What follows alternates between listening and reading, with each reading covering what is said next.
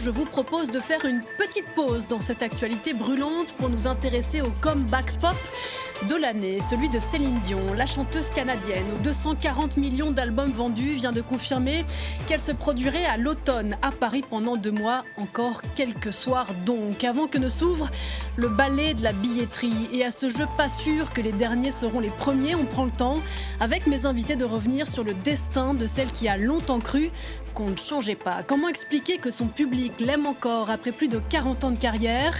Est-ce grâce à ses prières païennes ou parce qu'elle s'est placée toute sa vie sous le vent? Celle qui chantait « Regardez-moi » en 1995 a en tout cas réussi à s'offrir la Tour Eiffel pour son anniversaire, et ça, c'est bien le signe qu'elle est en vie. I'm alive. Parlons-en aujourd'hui avec Didier Varro, Valentin Grimaud et Elisabeth Reynaud qui nous rejoindra tout à l'heure. Bonjour messieurs, merci d'être là. On a beaucoup de choses à se dire, c'est parlons-en et c'est parti.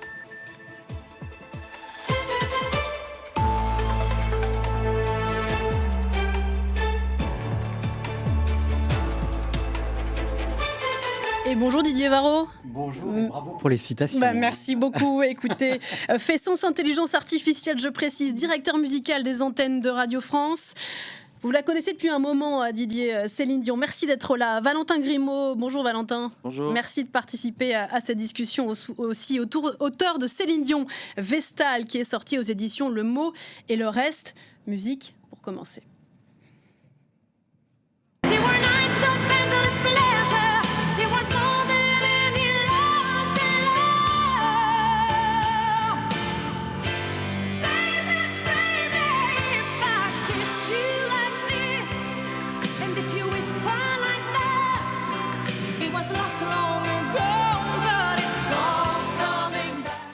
All Coming Back to Me Now, évidemment, vous l'aurez dans la tête toute la journée grâce à moi. Paris, je suis prête. Voilà ce qui s'est affiché hier soir sur la Tour Eiffel à Paris, alors que Céline Dion confirmait la rumeur qui courait depuis quelques jours. La star canadienne, absente de la scène depuis 2020 à cause d'une grave maladie, chantera donc bien à l'automne à Paris pendant 2 mois. Une annonce qui était évidemment très attendue par ses fans. Regardez. La Tour Eiffel illuminée cette nuit pour une annonce singulière. Le grand retour de Céline Dion sur scène. Un spectacle son et lumière en hommage à sa prestation mémorable aux Jeux Olympiques de Paris, accompagnée d'une vidéo diffusée sur les réseaux sociaux le jour même de son 58e anniversaire. Alors cette année, je vais recevoir le meilleur cadeau de toute ma vie. Je vais avoir la chance d'aller vous voir et de pouvoir encore chanter pour vous à Paris. Une série de 10 concerts est prévue à partir de septembre. Les fans répondent déjà présents à l'événement musical de l'année. On est très heureux, on espère surtout avoir nos places. Céline, je t'attends, j'aurai mes places, je serai là en première loge. Céline Dion n'a plus donné de concert depuis mars 2020. En 2022, elle révélait souffrir du syndrome de la personne raide, une maladie neurologique rare qui affecte sa mobilité et ses cordes vocales. Céline Dion avait dû annuler une 40aine de dates. Dans son message vidéo, elle confie aujourd'hui être impatiente de remonter sur scène. Je me sens bien, forte, super excitée, évidemment aussi un peu nerveuse, bien sûr, mais surtout, je suis tellement reconnaissante envers vous tous. Les préventes ouvrent le 7 avril. Les fans se sont bousculés cette nuit pour s'y inscrire. Une chose est sûre pour Céline Dion, ses fans l'aiment encore.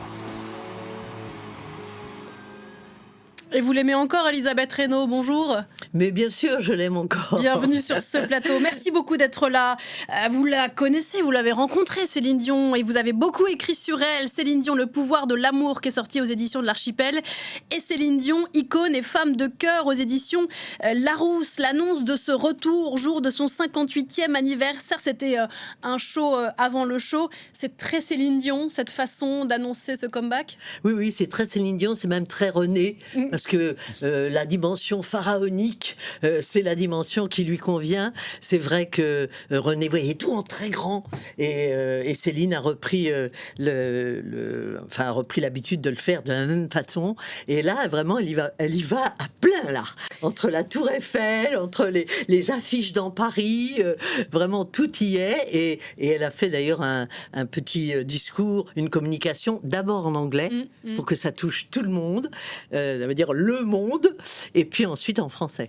Grande maîtrise du buzz, Valentin Grimaud. Il y a eu effectivement ces derniers jours ces affiches dans Paris avec ses titres de chansons, ses paroles, et puis des petites infos comme si ces jours-ci, et puis le grand show hier soir sur la Tour Eiffel. Oui, c'est un grand buzz. Et puis les titres de chansons, c'est aussi une manière de rappeler son catalogue et aussi les chansons avec lesquelles les gens ont eu une connexion. Donc c'est une manière de rétablir un lien. En plus avec cette graphie manuscrite qui aussi signe Céline Dion. Mais je trouve le message assez sobre finalement, et elle est très humble et modeste, et elle reconnaît aussi l'enjeu. Elle a dit qu'elle était stressée, anxieuse. Ouais. Bien sûr, et donc elle est très humaine dans ce message. Là où peut-être l'annonce est un peu pharaonique, mais Céline, elle est plus proche. S'annoncer sur la Tour Eiffel, c'est pas tout le monde. Quand même. Non, alors elle n'était pas physiquement sur la Tour Eiffel, mais c'est là que la boucle est bouclée. Parce qu'évidemment, la dernière fois qu'on l'a découverte en majesté pharaonique, c'était pour le lancement des Jeux de Paris 2024. Elle avait clôturé la cérémonie devant je ne sais pas combien de dizaines de millions de téléspectateurs. C'était quand même un moment. Oui, c'était un moment, et puis c'est vrai que dans l'inconscient collectif mondial, cette performance à la clôture des Jeux Olympiques était quelque chose d'incroyable, très émouvant, puisque jusqu'à la dernière minute, on ne savait pas si en fait Céline Dion pourrait chanter. Il y avait la pluie, il y avait évidemment toutes les questions autour de sa santé, et donc enregistrera-t-elle avant? Est-ce que ce sera un ampex, un direct? Donc tout ça était déjà très très très intense.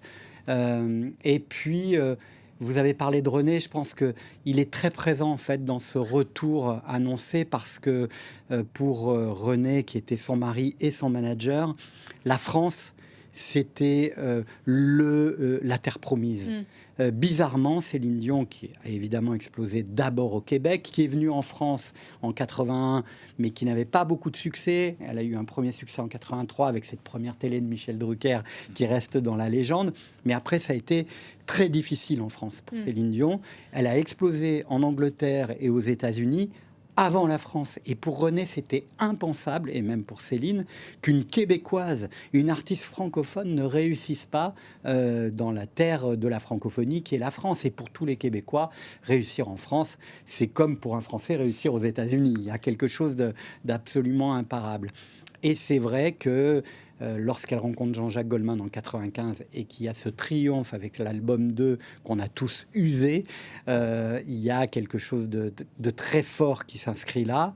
Et puis après, évidemment, le Stade de France, 99. Au moment où René est malade, avec ce stade qui applaudit René sur les écrans, et puis les JO, et aujourd'hui le grand retour. Ça fait quand même beaucoup de moments symboliques dans la carrière de Céline Dion liés à Paris. Alors il y a bien sûr la taille de la salle dans laquelle elle va se produire, la Défense Arena. C'est la plus grande salle couverte d'Europe, 40 000 places fois 10 concerts, ça fait 400 000 spectateurs triés, on l'a beaucoup dit depuis hier, sur le volet. Mais il n'y a pas que ça. Paris, c'est quelque chose, comme le disait à l'instant Didier Varro, Elisabeth Reynaud, c'est quelque chose de fondamental dans sa carrière. Ah oui, puis de toute façon, on ne peut pas faire l'impasse sur le fait que Céline est folle de mode.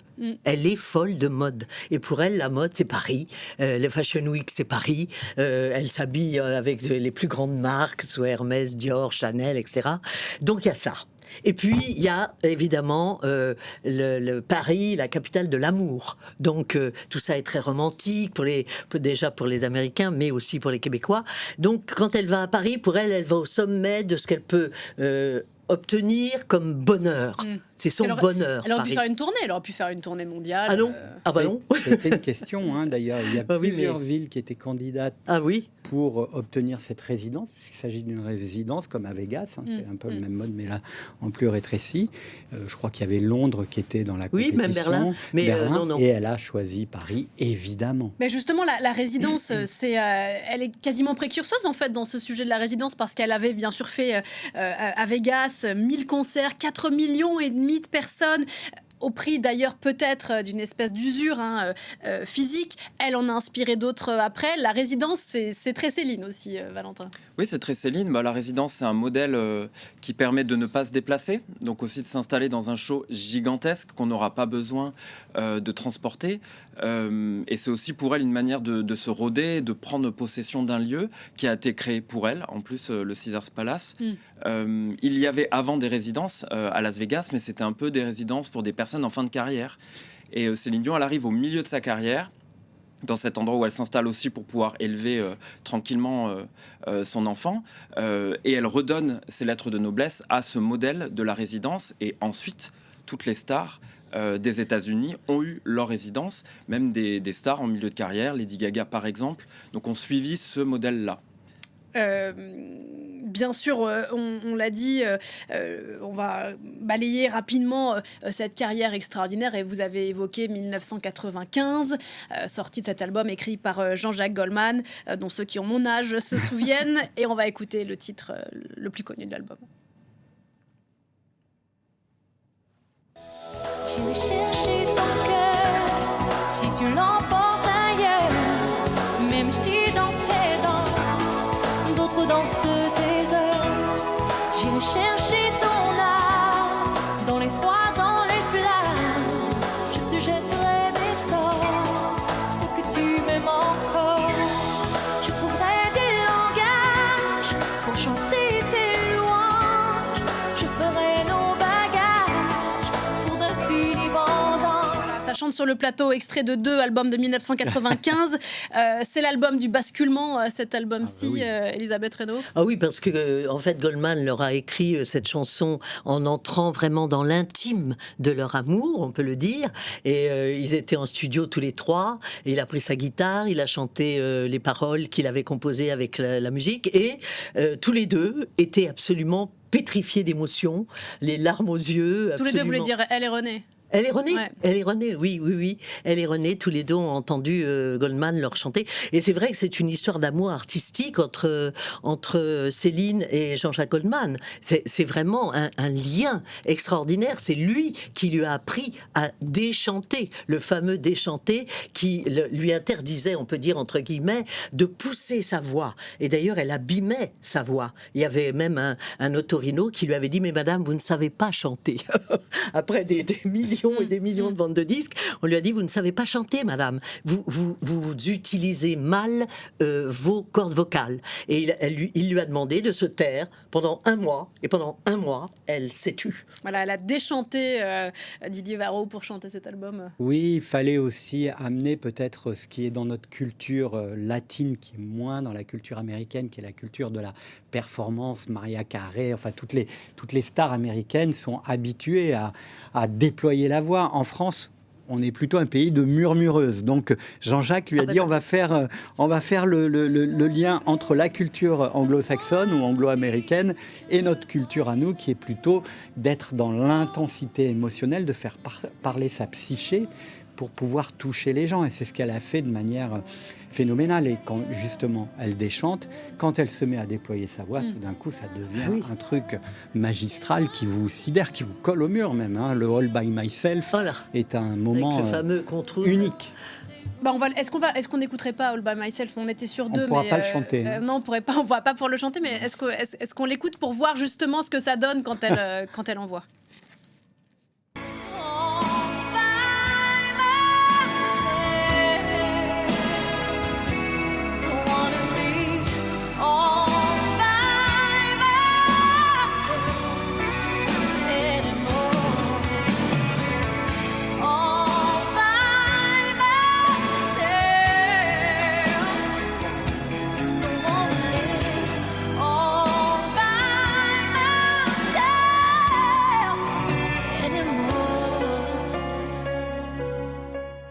Voilà, pour revenir à deux, cet album de Jean-Jacques Goldman, album en langue française le plus vendu de toute l'histoire.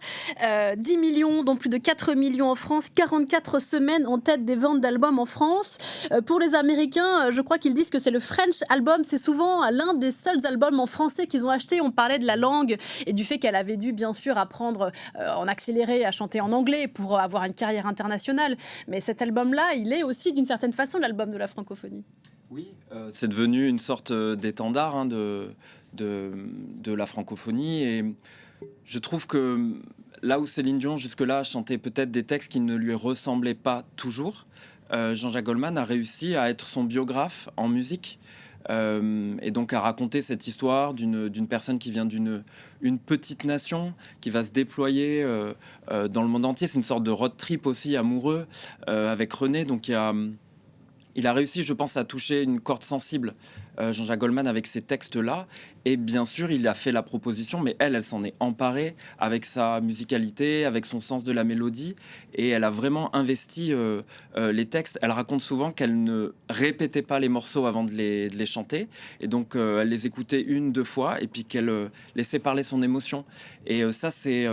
à l'envers de son travail aux États-Unis, où on lui fait refaire pour la note parfaite de All by Myself ou pour d'autres. Dans deux, elle arrive fraîche et complètement spontanée dans ses textes, dans lesquels elle se glisse instantanément. Ça n'empêche pas Elisabeth Reynaud, et vous le dites souvent, que c'est une acharnée du travail. C'est une acharnée du travail, mais en amont. En amont, elle a beaucoup d'entraînement sportif, par exemple. Elle a un régime très, très rigide, on allait dire. Mais surtout, par exemple, ce qui m'amuse dans les chansons, parce qu'on parle d'eux, mais en fait, le tube de Titanic, qui l'a rendu célèbre dans le monde entier, eh bien, elle l'avait pas travaillé du tout. Et mieux, elle ne voulait pas le chanter. Oui. Et le travail de studio l'a convaincue, parce qu'on lui a dit, mais vous savez, ne vous inquiétez pas, Céline, si vous ne voulez pas l'interpréter, il y a à côté Whitney Houston. On va lui demander.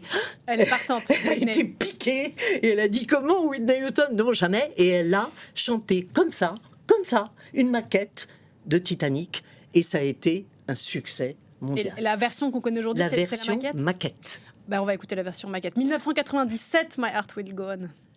Extraordinaire.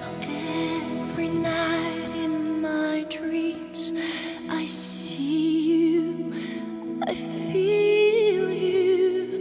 That is how I know you go on. Near, far, wherever you are, I believe that the heart does go on. Avant de revenir à la musique, et parce que vous en parlez, là, je vous entends, Elisabeth Reynaud et Valentin Grimaud, il y a une transformation physique aussi. Extraordinaire. En tout cas, singulière. De toute façon, il ne faut pas oublier que, à l'origine, Céline ne cherchait pas à séduire le monde, à conquérir le monde. Elle cherchait à conquérir René. Qu'elle a donc rencontré quand elle avait 13 ans. Oui. Il avait 26 ans de plus qu'elle. Oui, et elle a compris que c'était l'homme de sa vie à tous les niveaux, même instinctivement, même si c'était pas dans son esprit. Et quand elle a su que René lui a dit, mais la France c'est bien, le Québec c'est bien, mais nous, il nous faut l'Amérique. Et quand il a dit qu'il voulait l'Amérique, il fallait parler anglais. Alors si elle voulait conquérir René qui voulait l'Amérique, il fallait qu'elle apprenne l'anglais. Et elle a appris l'anglais en 1 mois, 9 heures par jour. 97, donc bande originale bien sûr du film Titanic, le film d'une génération, devenu l'un des plus diffusés de l'histoire de la musique à la radio, à la télévision. Il lui a valu un Oscar, un Golden Globe et 4 Grammys. Quelle chanson! Oui, c'est une chanson qui aujourd'hui fait partie à la fois de la bande originale de Titanic qu'on a tous adoré, mais c'est aussi une chanson de Céline Dion. Elle a réussi à la porter au-delà du film et au-delà des images du film, ce qui est quand même une performance. Et moi, je trouve ça quand même assez réjouissant qu'au départ, elle ne voulait pas l'enregistrer. Il y a quand même quelque chose d'incroyable, ce qui montre aussi la personnalité de Céline, qui est aussi une femme qui doute et qui s'interroge beaucoup, qui remet toujours son titre en jeu, et qui a envie toujours de s'étonner elle-même et donc d'étonner son public. Mais dès que Renée a eu un cancer, elle a dit à tout le monde, tout azimut, maintenant c'est moi le boss. Ouais. Pourquoi est-ce qu'elle a concouru pour la Suisse pour l'Eurovision, peut-être, vous savez, Valentin Grimaud, 88, elle a gagné l'Eurovision, personne s'en souvient de cette victoire. Si. Enfin, disons, Si, c'est si, pas... si. Pardon, Les fans de excusez-moi, l'Eurovision s'en les souviennent, vrais fans mais s'en c'est souviennent. vrai qu'en France, ça n'a pas été un Mais énorme carton. pourquoi pour la Suisse? Mais ils avaient Parce personne. parce que le compositeur est suisse. Ah. C'était la règle Voilà. à l'époque. Donc elle a concouru pour la Suisse la même année que Lara Fabian. Ouais, qui a pour le terminé Luxembourg, deuxième, je qui a crois. terminé deuxième. C'est quand même Donc dingue. c'était une édition. Ça envoyait de la assez voix à incroyable. l'époque, en 88, ouais. Revenons donc à ce comeback. On a dit le buzz qui a très bien fonctionné. Musicalement, c'est quand même un comeback assez extraordinaire. On a rappelé, et c'est vrai qu'en tant que téléspectateur, pour ceux qui ont suivi sa carrière en 2024 devant notre télévision, on était presque stressé pour elle. On était inquiet que sa voix déraille à un moment parce qu'elle a cette maladie, donc ce syndrome de la personne raide, une maladie auto-immune neurologique rare qui frappe une personne sur 1 million. Elle a montré cette maladie comme rarement une star se montre dans un documentaire qui est sorti en 2024 qui s'appelle Je suis Céline Dion. Si elle revient aujourd'hui, c'est qu'elle est prête d'un point de vue vocal. D'un point de vue vocal, absolument. Mais on sait que cette maladie est très imprévisible. Et ce côté imprévisible fait un petit peu peur quand même. Mais ne soyons pas oiseaux de mauvaise augure. Et j'ai parlé avec quelques médecins qui disent qu'effectivement, elle a quand même un traitement qui est très sérieusement suivi. Ça fait 6 ans qu'elle n'a pas fait de concert, mis à part le fameux soir de la Tour Eiffel, où elle a chanté la chanson d'Édith Piaf, écrite par Eddy Marnay, qui était son premier parolier. Et qu'elle a chanté en direct. Mais oui, elle a chanté en direct. Elle nous aurait pas cueillis comme elle nous a cueillis si c'était pas du direct. Confirmé. Oui, Elle a oui, chanté puis on en a direct vu ce déjà soir-là. aux répétitions avec Thomas Joly, Oui. elle avait poussé la voix et ils étaient tous scotchés contre le mur. Vous donc, connaissez les coulisses? Il a dû la convaincre longtemps de chanter pour lui. Non, je crois Non. pas. Non, c'était une volonté commune. Ah oui. C'était peut-être même plus Thomas Joly qui, lorsqu'il a vu Céline Dion arriver, s'est dit mais c'est donc bien vrai. Elle a dit oui. Donc Il a voilà. douté. Ce qui Et est cette- important quand même dans cette séquence-là, c'est que finalement il y a l'annonce des dates qui est très très importante. Voilà. Et puis jamais, je crois, historiquement dans la société du spectacle, on avait mis en scène de cette façon un retour. Mais c'est effectivement le message d'hier. Moi, ce qui m'a frappé, c'est pas je suis heureuse de vous retrouver ou c'est je vais bien, je suis prête. Ça veut dire quand même qu'elle veut aussi rassurer ses fans après avoir livré ce combat à travers ce documentaire qui est quand même effarant. Hein. Moi, je trouve que les images de sa crise à la fin du documentaire sont absolument insoutenables. Et donc là, le message, c'était de dire, vous inquiétez pas, ça y est, je suis prête, je vais bien. Elle chante 2 fois par semaine, le mercredi et le samedi, ce qui quand même aussi raconte quelque chose. Et n'oublions pas que la Tour Eiffel, c'est le symbole de Paris dans le monde entier. Dans le monde entier, on veut une petite Tour Eiffel. Donc, s'annoncer comme elle le fait sur la Tour Eiffel, c'est très malin. Et elle a fait son discours d'hier soir, d'abord en anglais. Oui, bien sûr. La résidence à Paris, c'est pour les fans du monde entier. Pour revenir à ce documentaire, effectivement, Didier Varro rappelait à quel point il y a des images qui sont vraiment très difficiles. Alors évidemment, c'est d'abord difficile pour elle, mais c'est très difficile à regarder, que Céline Dion ou pas Céline Dion, d'ailleurs, de voir quelqu'un souffrir à ce point. Qu'est-ce que ça a dit d'elle d'avoir besoin de se raconter comme ça, dans vraiment le plus intime à ce moment-là de sa vie? Céline Dion, c'est une personne qui se raconte toujours et qui s'offre à son public. Donc, elle a toujours été filmée. Il y a des documentaires à toutes les étapes de sa carrière. Donc, c'est quelqu'un dont on partage l'intimité. Et c'est aussi pour ça, je pense qu'elle a une connexion si forte avec les fans du monde entier, parce qu'elle elle se donne tout entière aussi dans sa vie. Parce que sa vie et sa carrière. Donc, quand on est fan, n'a la prétention, en tout cas pour Céline Dion, une prétention légitime de tout connaître d'elle. Et là, au moment de cette maladie et des annulations des concerts, c'est la première fois que Céline Dion a disparu des radars. Oui, pardon, je vous interromps parce que ce documentaire, effectivement, est intervenu après une série de concerts qui était prévue un peu avant le Covid, il me semble. Puis après, il y a eu le Covid et puis ces concerts ont été annulés à plusieurs reprises. C'était un peu l'explication d'une certaine façon. Oui, et c'était très troublant de ne plus avoir de nouvelles de Céline Dion, qui normalement est omniprésente, même en dehors d'un cycle promotionnel pour un album. C'est quelqu'un qui maintient toujours le lien. Donc c'était préoccupant. Je pense que le documentaire, c'était une manière de ne plus raconter une carrière, mais de raconter un enfer domestique, qui était celui de cette maladie-là. Et donc de partager aussi la douleur. Et c'est presque cathartique pour tout le monde. C'est-à-dire que si elle souffre, tout le monde souffre et tout le monde peut avoir du courage. Donc elle a cette fonction, Céline Dion, d'aider les gens, de les accompagner en se donnant elle-même pour créer le lien. C'est vrai que ce documentaire, il a aussi tranché parce qu'il est intervenu dans un monde où les artistes, et c'est tant mieux pour eux, j'imagine, mais sont dans le contrôle total de leur image, de ce qu'ils donnent à leur public, et on n'en voit pas beaucoup, des divas de son niveau qui se présentent comme ça, quasiment nues, quoi. C'est sa singularité, c'est le paradoxe de Céline Dion, parce que c'est une icône. Une icône, par définition, c'est intouchable, et en fait, elle brise cette intouchabilité, je ne sais pas si ça se dit, mais c'est joli en tout cas, avec une communication, comme le disait Valentin, qui est très proche de son public. Elle n'a pas de tabou, elle est frontale. Et d'ailleurs, les humoristes s'en donnaient à cœur joie à chaque fois en disant on sait tout de Céline Dion.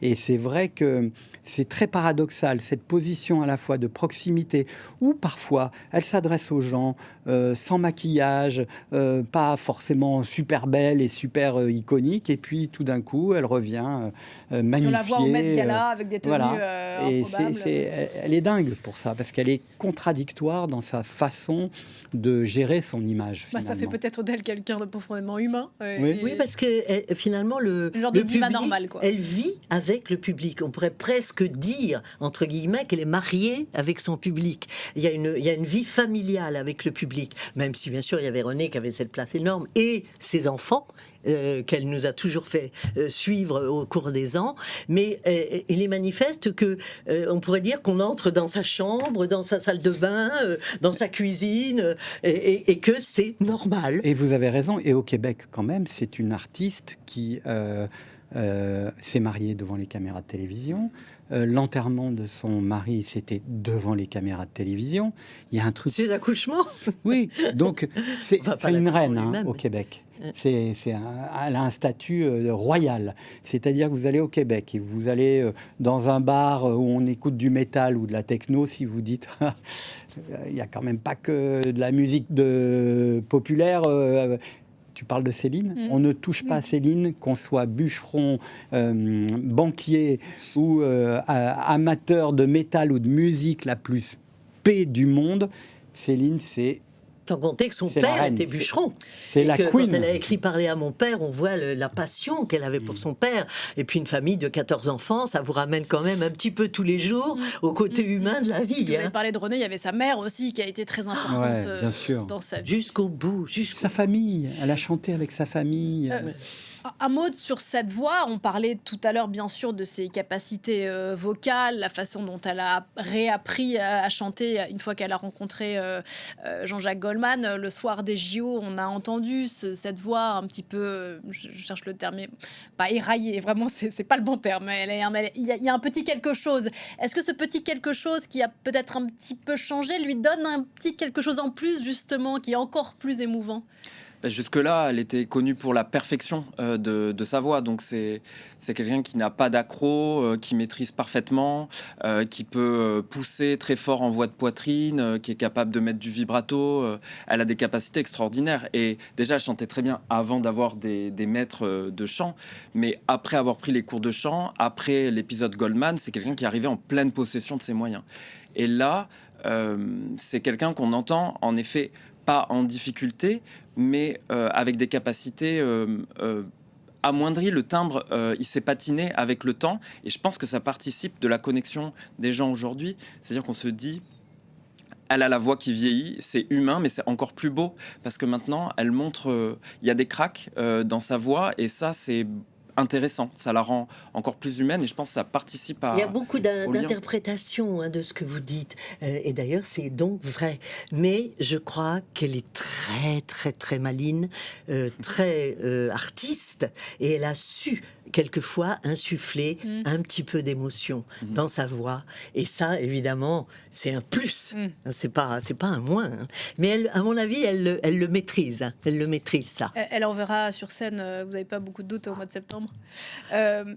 Comment expliquer, donc on le disait, bon, sa carrière est vraiment décollé début des années 90, alors ça ne nous rajeunit pas, mais ça fait quand même presque 40 ans maintenant. Comment expliquer, parce que bon voilà, les temps changent, les époques changent, les gens changent, comment expliquer que son public lui soit fidèle, parce que bon, elle a pas balayé beaucoup de styles de musique différents, mais bon, les albums il y a eu ces albums en anglais, le public francophone aurait peut-être pu décrocher un moment. Comment expliquer que ça fonctionne encore ? Ces albums en anglais marchent moins en France, quand même. Les Français sont vraiment attachés à la Céline francophone. Mais du coup, il va y avoir quand même un questionnement sur quelle chanson va-t-elle Exactement. choisir. A priori, ce sera un mélange de chansons en français et en anglais. Oui. Elle va balayer. Parce qu'il faut contenter tout le monde. Mais oui, parce qu'il n'y aura pas que des Parisiens ou des Français à l'U Arena. Il y aura des Italiens, des Allemands, des Anglais, des Québécois même. Et puisque les Québécois sont quand même un peu... pas vexés, mais ils se disent, bon, quand même, voilà, elle n'a pas choisi Montréal pour et un pour public résidence. asiatique aussi Probablement. Elle avait chanté, est-ce qu'elle n'avait pas chanté un jour de l'an en Chine Si, elle a chanté au jour de l'an chinois, bien devant sûr. des centaines de millions de téléspectateurs. Et je crois qu'il n'y a pas d'exemple. Hein. Il y a qu'elle qui a chanté au jour de l'an chinois, à la soirée du jour de l'an. Et c'est absolument incroyable d'avoir décroché ça. Parce que qui n'a pas rêvé d'avoir des centaines de millions de téléspectateurs ?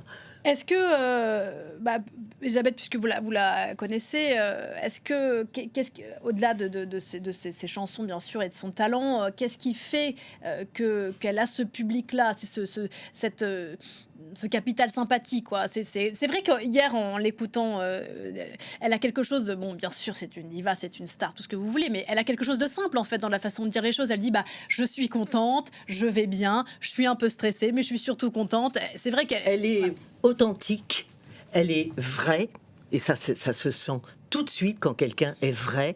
Et en plus, le public est sa famille. Le public est sa famille. Donc il a suivi sa vie au fur et à mesure des ans, peu à peu, avec tous les épisodes que ça suppose. Mais elle revient au milieu des siens. Ce sont les siens. C'est assez incroyable, mais c'est comme ça. Et puis, on peut le dire, elle a un style de chanson relativement intemporel. C'est-à-dire que les chansons de 95, on les chante encore aujourd'hui. Je dirais que on se passe du Céline Dion dans les biberons des enfants. Il y a quelque chose, c'est un lien de transmission dans la famille et c'est un lien aussi de transmission dans les cercles amicaux. On est devant un écran, il y a un karaoké et Céline Dion, elle est dans le top 3 du karaoké, forcément. Et on voit bien que pour que tu m'aimes encore, j'irai où tu iras, encore toutes ces chansons-là, les gens se les réapproprient.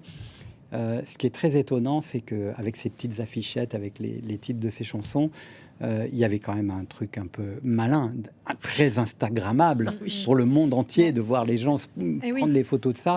Et en même temps, on sentait que dans la photo et le choix du titre qu'on prenait en photo pour Instagram, il y avait un message d'une partie de sa vie. Tiens, en 95, souviens-toi, on faisait ça. Tiens, en 97, on était là. Et ça fait partie de l'histoire et du patrimoine de la culture. Alors justement, c'est une femme de son époque. Elle a pris évidemment le virage de réseaux sociaux. Je me rappelle de son arrivée sur TikTok. On avait fait une vidéo parce qu'on n'a pas dit pour l'instant qu'elle était quand même assez drôle. Et il me semble que... ça n'a pas été toute sa vie elle a peut-être été drôle toute sa vie, mais qu'elle a fait la démonstration de cet humour-là et surtout de ce second degré sur elle-même. Elle a l'air de savoir qui elle est, ce qu'elle projette sur les gens. Et donc, quand elle est arrivée sur TikTok, elle a dit voilà, c'est moi, c'est Céline. Bon, j'y comprends rien, mais bon, je pense que ça dit quelque chose. Ça. Oui, je pense que c'est une personne qui a beaucoup d'humour depuis toujours. C'est une personnalité loufoque. Elle peut se mettre à blaguer, à chanter, à improviser en permanence. Je pense que c'est aussi pour ça qu'elle est appréciée par ses entourages. Mais pendant longtemps, René Angélil a essayé de maintenir une sorte d'image consensuelle où l'humour aurait peut-être désorienté un peu le public. Donc, elle l'avait pour elle en jouait parfois, mais dès lors que lui est décédé, elle a joué cette carte du second degré que je pense elle avait déjà, mais en l'outrant totalement. Et c'est là qu'elle est devenue aussi un peu plus universellement appréciée, parce qu'il y avait quand même, il y a 15 ans, une partie de la population qui l'a trouvée ridicule, has-been, qu'elle allait trop loin. Donc là, à ce moment-là, elle est rentrée dans la blague. C'est-à-dire que les personnes qui se moquaient d'elle se sont mis à rire avec elle, parce que elle s'est caricaturée, elle a joué avec ses codes. Et TikTok, c'est la plateforme parfaite pour jouer sur l'humour, pour jouer sur les gimmicks, les petites blagues. Donc elle s'en est emparée avec beaucoup de succès, je trouve. Je me souviens d'un article de Libération en 2017 qui était intitulé « Le jour où Céline Dion est devenue cool ». Il y a quelque chose aussi de l'ordre. Bon, bien sûr, il y a eu ce deuil qu'on a vécu, vous l'avez raconté, Didier, en Mondovision, et ce moment tragique pour elle, qui est la mort de son mari, l'homme de sa vie, son impresario, et quelque chose effectivement qui a comme éclos après. Surtout qu'elle a maîtrisé ce dans quoi on voulait l'enfermer, parce qu'on a voulu l'enfermer dans le ridicule. Et elle, le ridicule, ça n'existe même pas pour elle. Il n'y a pas de ridicule au monde. Il y a du vrai ou du pas vrai. Et elle est dans le vrai de A à Z. Donc de toute façon, quand elle a commencé à se redresser complètement, tout ça, c'était toutes les humoristes qui l'avaient plus ou moins défiguré, il faut le dire, et même, disons, Canal+, tant pis, je le cite, tant pis, avait quand même été très rude. Et tout ça, complètement évacué, elle a pris la maîtrise de tout, et elle est devenue même très drôle. Je crois qu'il y a un geste artistique après le décès de René. C'est l'émancipation, c'est la deuxième naissance ou la troisième naissance, avec une artiste qui devient aussi une icône de la culture queer, en prenant tous les codes de la culture queer, de la culture drague. On l'attendait pas du tout, et donc les gens étaient absolument sidérés de voir à la fois son regard un peu camp à la Mae West, et en même temps cette façon universelle d'avoir un regard sur elle-même très en distance, quoi. Et donc, elle a quand même ça a beaucoup joué. Elle a quand même dit, on a misé sur moi comme sur un cheval de course. Donc il faut savoir que René la chapeautait. Il la chapeautait. Elle dit qu'elle en a souffert. Oui, elle le dit. J'ai pas eu d'adolescence, j'ai pas eu de vraie jeunesse. On m'a tout pris dès le départ. Et tout d'un coup, elle vivait son adolescence à l'âge de je sais pas, 40 ans, d'une façon exacerbée, complètement ravie, enchantée. Et c'est vrai que, bon, elle a quand même un petit peu suggéré que René l'avait quand même bien tenue sous capot. Et elle aurait pu devenir ringarde aux yeux des plus jeunes, ceux qui n'avaient pas 10 ans quand 2 est sorti en 95. Est-ce qu'elle séduit aujourd'hui? Alors en ce moment, il y a pas mal de vidéos sur les réseaux sociaux assez marrantes de boomers qui disent écoutez, laissez-nous entre boomers au concert de Céline Dion s'il vous plaît, et vous les jeunes allez voir plutôt Taylor Swift ou que sais-je. Est-ce qu'elle séduit aussi, comme le disait Didier tout à l'heure, les plus jeunes? Oui, je pense que c'est une icône intergénérationnelle. On l'a vu aussi dans les années 2010 avec le nombre de films pour lesquels ces chansons ont été utilisées, les films de Xavier Dolan, dans Le Marsupilami, dans des films américains, Deadpool. En fait, elle est omniprésente et donc elle passe par les bandes-son, par les films. C'est aussi une personne qui a été dans la bande-son de la vie des gens. Elle passe par ces médias-là jusqu'aux plus jeunes. Si on devait, je ne sais pas pourquoi, depuis que son retour nous est annoncé, je pense à Kalsoum, immense diva. Si on devait la comparer à des divas de l'histoire, à la Callas, Kalsoum, ou des divas plus d'aujourd'hui, Beyoncé, Taylor Swift, qu'est-ce qu'elle a d'autre? Qu'est-ce qu'elle a en plus? C'est difficile de la comparer, mais je pense qu'il y a quand même on pourrait oser tenter, tant pis pour les intégristes, mais il y a quelque chose de Piaf chez j'allais elle. le dire. C'est pour ça que J'allais le dire. c'est assez signifiant qu'elle ait chanté l'hymne à l'amour au premier étage de la Tour Eiffel. Voilà, parce que Piaf avait cette capacité incroyable de déployer son art et sa voix, Et son intime. d'être une amoureuse sur scène, et aussi, à l'époque où il n'y avait pas de réseaux sociaux et très peu de médias, d'être relativement sans filtre sur sa manière de faire partager ses douleurs, ses bonheurs. Le deuil de Cerdan, tout le monde a su qu'elle mourait de chagrin. Disruptive aussi dans ses oui. amours, d'épouser vraiment au soir de sa vie un très beau jeune homme qui avait 30 ans de moins qu'elle. Enfin, tout ça voilà. Et puis, encore une fois, c'est une star francophone. Edith Piaf était une star française, donc aussi francophone. Et quand on est aux États-Unis, Céline Dion ou Edith Piaf, ce sont deux voix qui résonnent de manière assez conjointe. Et elle a d'ailleurs, je crois, une relation avec les autres divas du monde aujourd'hui assez extraordinaire. Je me souviens d'un concert d'Adèle, où Adèle descend de la scène et demande à la salle, je crois que c'est à Londres, d'applaudir Céline Dion qui pleure du coup. Oui. Piaf, alors, vous voyez du Piaf en elle? Ah oui, moi je vois parfaitement du Piaf en elle. Et d'ailleurs, je trouve que c'est même très typique qu'elle a chanté cet hymne à l'amour de Piaf à la Tour Eiffel. Elle signe vraiment sa voix dans le sens de chemin, sa voix musicale et de chanteuse. Et c'est vrai que quand même, reprendre l'hymne à l'amour d'Edith Piaf, faut oser. Qui peut reprendre l'hymne à l'amour d'Edith Piaf, à part elle, mais de façon vraiment respectable et admirable. Valentin Grimaud, alors qu'on voit une archive derrière vous, ses débuts. Elle chante Ce n'était qu'un rêve, il me semble. Oui, ce statut, c'est vrai qu'il y a quand même Quelle vie elle a passé depuis ces images, ce statut de diva? Moi, je pense que c'est une diva, vraiment, parce que ça correspond pour les prouesses vocales, ça correspond pour l'aura. La diva, à la base, c'est la déesse, c'est quelqu'un de... D'où la Vestale. D'où la Vestale, oui, le titre Vestale. du livre. Enfin, je parle même de Vestale à Vesta, parce qu'il y a un moment aussi, c'est elle qui est l'impératrice divine au bout d'un moment. Et puis, elle a l'humour aussi de la diva, comme Maria Carey, par exemple. C'est quelqu'un qui joue de l'outrance des manières, qui joue de la sophistication. Et ça, c'est ce qui connecte aussi par l'humour. Et puis, elle est dans aussi toute cette lignée de Barbra Streisand, de Whitney Houston, donc des grandes voix. Il y a bien sûr Edith Piaf pour la francophonie, mais aussi dans une tradition des États-Unis de grandes voix. Bon, il nous reste 1 minute. Si vous deviez en choisir qu'une, Didier Varro, de chansons. Je le dis, je l'assume, Pour que tu m'aimes encore, parce que c'est son hymne à l'amour à elle. Voilà, c'est une chanson d'une entièreté dans l'expression de l'amour. Et puis, ça parle tellement bien de cet amour qui est un peu hors norme, qui est en dehors des codes. Et d'avoir cette femme qui déploie son amour comme ça, c'est une très belle chanson. Aujourd'hui, elle est tellement karaokisée qu'on oublie le sens du texte. Mais c'est un texte assez fourni. Des très beaux textes. Tous les mots, tout ce qu'elle dit, c'est incroyable. Vous dites que c'est un texte d'amour. Il parle aussi du risque de l'amour qui s'en va et de comment on pourrait tenter de le sauver. Il n'est pas si joyeux que ça, ce texte, Elisabeth. Vous n'avez pas le droit de choisir la même chanson que Didier Varro. Non, j'ai pas le droit. Mais est-ce que je peux dire Encore un soir, peut-être?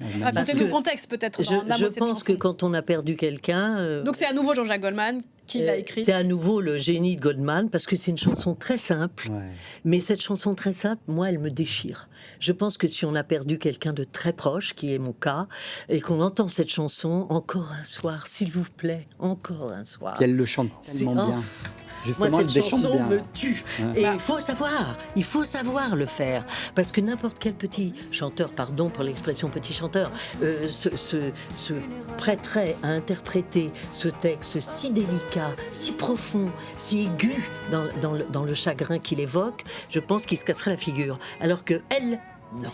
Et oui, si on écoute bien le texte, c'est difficile de ne pas écouter cette chanson sans pleurer. Et vous, Valentin ? Je vais aller à l'autre côté du spectre pour une chanson en anglais avec It's All Coming Back to Me Now. C'est une chanson de 7 minutes 30 avec... Le clip est extraordinaire. Le clip est extraordinaire, a été parodié par Céline il y a quelques années. On le voit derrière vous, il est d'un kitsch extraordinaire. Il y a le clip, c'est une sorte d'opéra rock un peu romantique. Et puis la chanson... part dans des hauteurs, puis redescend, puis repart. Et c'est des montagnes russes et vocales et d'émotions dans un autre genre. Non, c'est bien, bravo. Ça, c'est le fan de Maria Carey. Oui, parce que... Moi, je suis plutôt anglophone. Merci infiniment à tous les trois d'avoir participé à cette discussion. On va se quitter avec Encore un soir, parce que, puisque vous m'avez pas posé la question, je vous le dis, c'est également ma chanson préférée de Céline Dion. Chanson merveilleuse, écrite par Jean-Jacques Goldman, donc à l'occasion du décès de René Angélil. Merci beaucoup. Merci. Écoutez, je vous souhaite de parvenir, et ça va être une compliqué à obtenir des places pour ce concert à l'automne. On se quitte en musique. Merci infiniment. Merci. On se retrouve dans un quart d'heure. Comme une fleur, un souffle, une erreur, un peu de nous, rien de tout, pour tout se dire encore. La culture, c'est tous les jours sur France 24. Retrouvez l'actualité artistique avec toute l'équipe culture. Des interviews avec des personnalités et stars de premier plan, mais aussi les conseils séries et cinéma. Et enfin, Planète Afro avec son florilège de nouveautés culturelles africaines. À l'affiche, présenté par Louise Dupont, à voir sur France 24.